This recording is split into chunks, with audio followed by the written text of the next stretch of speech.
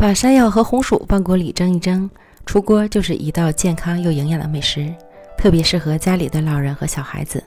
关键做法实在太简单了，千万别错过哦。准备500克山药和300克红薯，分别切成小块，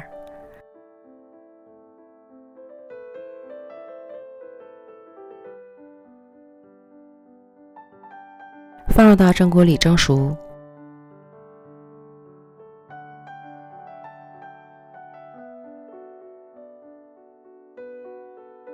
将蒸熟的山药倒入碗蒸，压成细腻的泥。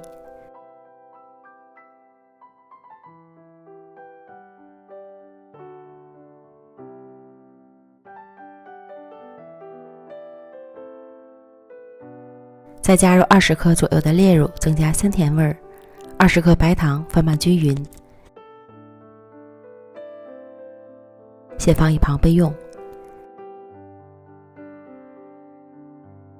接着再把红薯倒入碗里，压成泥。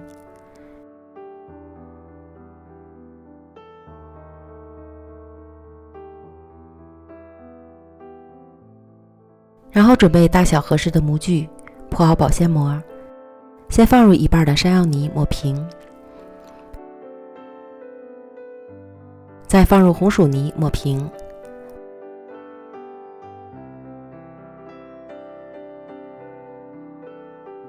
再铺上另一半的山药泥，层层叠加，铺3层。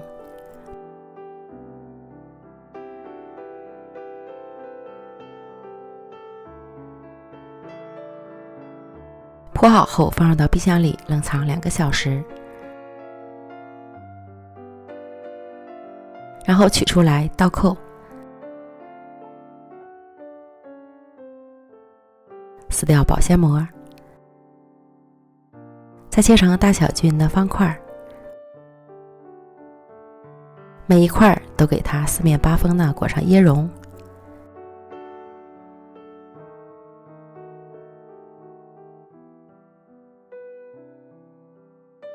最后再淋上桂花蜜或是果酱，就可以美美的享用了。这样做的山药红薯糕香甜绵软，椰香浓郁，实在是太好吃了。这个季节正是养脾胃的时候，喜欢的朋友赶快做起来吧。